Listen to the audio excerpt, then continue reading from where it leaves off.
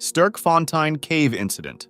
It was September 29, 1984. A cave explorer named Nuno Gomes was exploring unmapped sections of the Sterkfontein Cave in South Africa. He was accompanied by his two friends, Peter Verhulsel and Malcolm, and together they planned to lay a guideline from the entrance to the farthest point of the wet cave area known as Milner Hall. The plan was for Nuno to go in and place the guideline, while Peter and Malcolm waited outside, assisting him from the surface. Nuno plunged into the water and successfully laid the line, covering a distance of 396 feet from the entrance to the end. Happy because of the success, the three decided to go back in and follow the new guideline. Once they reached the air pocket at the end, they were satisfied that they had successfully mapped this cave section, so they turned around and began to head out, following the line. As Nuno led the group, he suddenly felt Malcolm touch him. Malcolm was signaling that Peter was no longer behind them. Nuno went back to see where Peter had gone and noticed that he had entered a side tunnel. Nuno tapped Peter to get his attention and signaled him to return to the guideline and exit the cave. As they headed back, however, Peter disappeared again. This time, Nuno and Malcolm assumed he had taken the other exit, avoiding the tight squeeze they themselves used, so they did not go back to look for him. When Nuno and Malcolm surfaced and realized Peter was not there and still hadn't come out after a while, they submerged once more to look for him. They searched along the guideline and even in the side tunnels, but there was no sign of him. After 4 long hours, they ran out of air tanks, and the stirred-up silt reduced visibility to almost nothing. Finally, late that afternoon, they exited the cave and called for help. The fire brigade arrived, but lacking cave diving expertise, had to wait for the police divers to continue the search in the evening. The silt was so stirred up that visibility was heavily impaired. The police called off the search for the night, convinced they would now be searching for a body rather than a survivor. What no one realized was that Peter was not dead at all. He had been sidetracked by a secondary tunnel, and the cave's complex 3D structure, combined with the lack of a guideline, the stirred-up silt, and the darkness, made it nearly impossible for him to orient himself. After trying many possible paths, Peter found a small room and decided to wait there for rescuers. He shone his light into the water in hopes of signaling his friends, but when no one came for a long time, he switched it off to conserve the little battery life remaining. He tried making noise by banging his tank on the rocks, but to no avail. Eventually, he became exhausted, fell asleep, and lost track of time. After that first night of searching, the police closed off the cave so no one else could enter. Unfortunately, the silt took a long time to settle, so visibility remained poor. Convinced Peter had not survived, the police decided to wait a full week before resuming the search. On October 6th, 7 days after Peter's disappearance, they returned but found no sign of him. Another week passed before they tried again, but he was nowhere to be seen. Meanwhile, Peter was still alive. He had spent 14 days in complete darkness, starving and having lost much of his weight. Hoping for a way out, he decided to follow a passage leading from the small room where he had sheltered. After traveling 120 feet away from the water, he discovered it was only a dead end, so he returned to his spot near the water to wait once more for rescuers. The police continued weekend searches for 6 weeks, but they never found him and finally called off the search with no result. At that point, they reopened the dry sections of the cave, but kept the water section closed. Volunteers then began looking for a connection between the dry and wet cave systems, and Nuno joined them. His contributions were crucial. He was the one who discovered the connection where they could enter the wet section of the cave. It was there that they found a set of footprints leading to a dead end, and soon after, Peter's body. Beside his body was a message that read, "I love you, Cheryl and Ma." It was later discovered that one diver had come really close to finding him, as he entered an opening that was just 100 feet away from Peter's location. The autopsy revealed that he died of starvation after 3 weeks in the cave. Although we may criticize Peter's decision to explore on his own, we should also respect the fact that he fought to survive until the very end.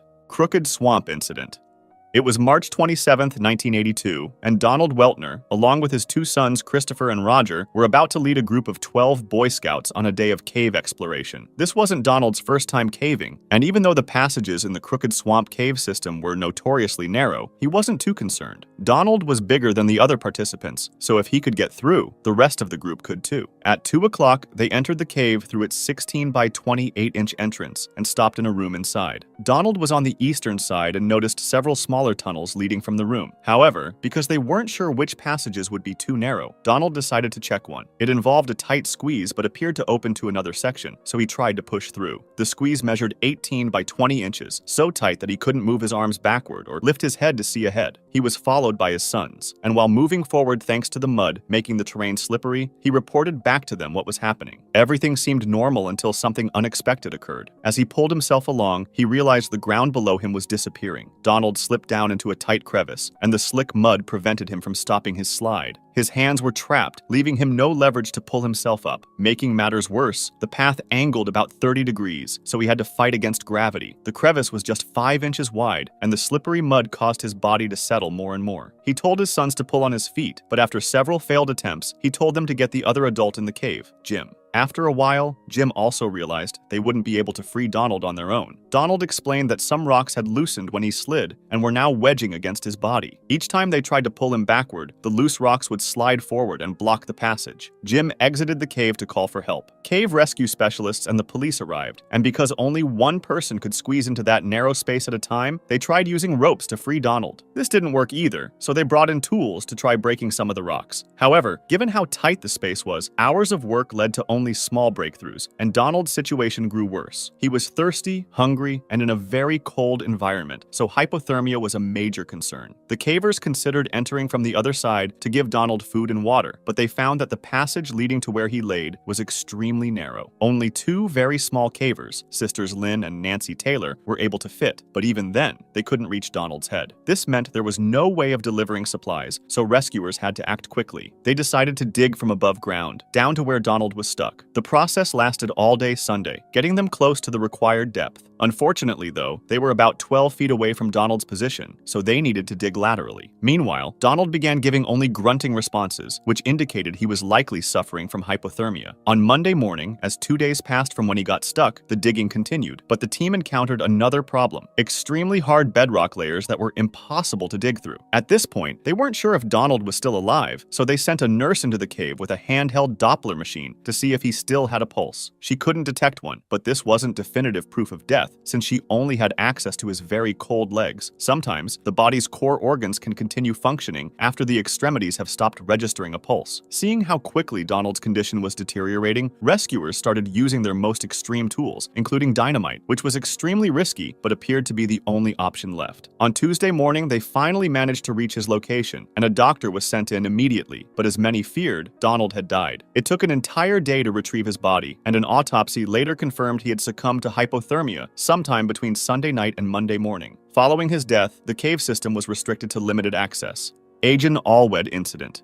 Roger Solari and Martin Farr, aged 26 and 23 respectively, wanted to map out the Agin Allwed cave system in South Wales. At the time, John Parker, another explorer, had abandoned the mission after discovering a third sump in one of its longest passages. Martin and Roger, however, wanted to keep going to see what lay beyond. The first trip was done by Martin alone, because Roger had hurt his knee, making it extremely dangerous for Martin to continue solo. Reaching the third sump was a feat in itself, since the route was not only tortuous, but also extremely long, lasting for hours, as the first sump was about a mile into the cave. The first 2 sumps measured only 249 feet and 82 feet, so Martin passed through them relatively easily. However, the third sump was much longer, and nobody had fully explored it yet, so Martin could only hope he had enough air to reach the end. Fortunately, he managed to swim through it, about 850 feet, and on the other side he found something else interesting, a zigzagging passage roughly 1,800 feet long, leading to another sump. Nobody had known about this fourth sump, and Martin realized he probably wouldn't have enough air to explore it and then return. He spent the next 4 to 5 hours heading back out, planning to wait for Roger so they could tackle Sump 4 together on the next trip. When they returned on June 15, 1974, both Roger and Martin brought extra air tanks. They successfully reached Sump 4 and began diving it with a guideline to help map the route. After about 400 feet, Roger finished his guideline, and he had sinus problems, even though it wasn't the first time. Despite this, they decided to continue. Martin then took out his own guideline and they kept going, but they made an important mistake. In cave diving, there is a concept called the rule of thirds for air consumption. If you use 1/3 of your air supply on the way in, you need another third to get out, leaving the final third as an emergency reserve. They had already used their first third and should have turned back when Roger's line ran out. Because Roger had a smaller tank than Martin assumed Roger would head out while he continued forward. He eventually came to a gravel wall of rock, which could have indicated the sump was ending, and possibly an air pocket. By this point, he was well past the halfway mark of his tank, so it was becoming extremely risky. He pushed on until he reached solid rock, confirming there was no air pocket. Spotting a passage to the right, he explored another 29 feet, but it ended in a dead end. When he backtracked, he was shocked to see Roger still there. Martin quickly signaled that they had to return. Roger, likely realizing he didn't have enough air to make it back, attempted to locate the same air pocket Martin had been searching for. Martin continued about 130 feet until his main tank ran out, forcing him to switch to a reserve tank. That would give him only about 300 feet in Sump 4 and another 850 feet in Sump 3, barely enough. However, he had previously placed a partially filled tank between Sump 3 and Sump 2, and he aimed to reach that. Finally emerging from Sump 4, Martin sat on the bank, waiting for Roger, who, remember, had a smaller tank. If he didn't appear soon, it would be a huge problem. After 20 minutes with no sign of Roger, Martin realized that if Roger had surfaced from Sump 4 at that moment, he likely wouldn't have enough air left to get through Sump 3. After an hour, Martin was certain Roger's air had run out. Martin entered the water again and tried pulling the guideline to make it tense, but it didn't. It was no longer connected. It had been cut at about the 430-foot mark. This was probably where Roger needed to change tanks. Because switching them wasn't a simple task at the time, he might have put his arm through the line to avoid losing it, twisted his body to reach the valve, and become tangled, forcing him to cut the line to move freely. This, combined with the silt kicked up by movement, likely reduced his visibility, and he may have swum the wrong way. At that point, there was no doubt Roger had exhausted his air. Martin stayed calm and managed to navigate the next 3 sumps safely. He alerted the authorities immediately, and the search for Roger's body began. Martin himself joined the search, along with many others. However, Roger's remains were not found until 1986, 12 years later. Recovering the body was deemed too risky, so it was left in the cave, and a plaque was placed near the entrance of Sump 1 in Roger's honor. In 1987, another explorer passed through Sump 4 and finally located the air pocket, 875 feet in, the very one Roger and Martin had hoped to find. It was called the Against All Odds Chamber. Martin stated that after this incident, he never broke the rule of thirds again. He went on to have a remarkable diving career. Today, the entrance to the cave system is locked, and only specific, experienced divers are granted a key.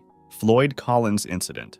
In late December 1924, Floyd Collins discovered a cave called Sand Cave, which was easily accessible to tourists because it was near a highway. He quickly struck a deal with the land's owners to receive 50% of any profits from the cave's exploration. Afterward, he immediately began working there. Since there was no significant entrance, however, many tourists avoided it. As a result, Floyd spent hours every day over the next few weeks digging deeper and deeper. On January 30th, 1925, it was snowing outside, and once again, Floyd went into the cave, only to find something shocking. Crawling forward with a lantern, he reached what was known as the turnaround room, called that way because many cavers would stop there and turn around, deeming it too risky to continue. The only way to go farther was through a tiny, narrow hole called the squeeze, which measured only 9 inches in height. Floyd, however, managed to push through. Beyond the squeeze, he saw a narrow pit dropping about 10 feet. He went down feet first and reached the bottom, where he found yet another pit. Squatting down, he removed the remaining rocks and debris and finally saw an opening into the main cave. He tied a rope in place and descended an 80-foot drop. Reaching the cavern floor, he was amazed by the sight, but noticed his light was starting to dim. Wanting to avoid being left in the dark, he climbed back up the 80-foot drop and began returning, moving backwards and pushing his lantern with his shoulder. Unfortunately, his lantern slipped into a tiny hole and shattered, leaving him in total darkness. Because the cavern was extremely unstable, Floyd knew he had to move carefully to avoid dislodging loose rocks. Unable to see, however, he kicked one loose, and it fell onto his left leg, trapping him. He tried freeing himself with his right leg, but the more he moved, the more rocks tumbled down, further wedging him in place. It was 10 a.m., and he began shouting for help, hoping someone would hear him. He remained there all day, and by 9 a.m. the next morning, nearly 24 hours after he had become trapped, 2 of the cave's owners arrived with their 17-year-old son, Jewel Estes, to check on him. They saw Floyd's coat hanging outside the cave and called his name, but no one answered, so they ventured deeper. Before long, the 2 owners turned back because the passages were too tight, but Jewel continued and eventually found Floyd, who asked him to call his brothers for help. Soon, Marshall Collins, Floyd's brother, and Lee Collins, Floyd's father, reached the entrance, finding a growing crowd watching the rescue attempt. Marshall and another man went inside to widen the passage, digging carefully so as not to send loose rocks tumbling onto Floyd. At 4 p.m., Floyd's other brother Homer arrived. Floyd had previously asked Homer to come along that day, so Homer felt guilty for refusing and did his best to help. He did reach Floyd, but a new problem emerged. The crowds outside had started multiple bonfires. The melting ice funneled water into the cave, creating mud and sending freezing cold water down toward Floyd. After 8 hours with Floyd, his brothers had to rest. Upon emerging, Homer grew furious at the huge crowd, telling people to leave if they couldn't help. However, none of them listened. Reporters began arriving, hoping to interview Homer. Tired of the questions, he told them to see for themselves inside the cave. Confusion and rumors spread. Some claimed Floyd was already dead or that the cave had collapsed entirely. Determined to prove otherwise, Marshall offered a $500,000 reward to anyone who saved his brother. As rumors spread more, however, he went in to check on Floyd himself and found him alive. Floyd managed to free one hand, suggesting they tie a rope around his chest to pull him out, but as soon as they tried, he begged them to stop, saying he felt like he was being pulled in two. Homer worked continuously, removing dirt and debris until he was utterly exhausted and needed medical attention. By Tuesday night, 95 hours after Floyd had become trapped, a reporter named Skeets entered the cave and installed a light bulb near Floyd. While removing rubble, Skeets exposed more of Floyd's legs, but still couldn't free him. His story and interview with Floyd were published, drawing even larger crowds. Hotels nearby were filled, and at least 1,000 people gathered around Sand Cave. All this activity further weakened the cave walls, putting it at risk of collapse, though nobody realized it at the time, as everyone was rooting for Floyd. At hour 123, the entrance to the pit collapsed, blocking any access to Floyd and cutting off deliveries of food and water. By hour 144, a team of workers formed to dig a new tunnel to reach him. The only way they could know if Floyd was still alive was the light bulb Skeets had installed. It was connected to another bulb outside, which would flicker when Floyd breathed. They dug relentlessly, but with no food or water reaching Floyd, combined with the cold temperature, his chances were fading quickly. By Friday, February 13th, the men had nearly reached him, and one worker reported hearing groaning about 10 feet away. However, at 1:30 a.m. on February 16th, a worker reached Floyd and found him already deceased. Initially, Floyd's body was left in the cave. After some time, though, his brother Homer arranged for its removal and gave him a proper burial. If you liked this video, subscribe for similar ones or join my Discord to suggest another.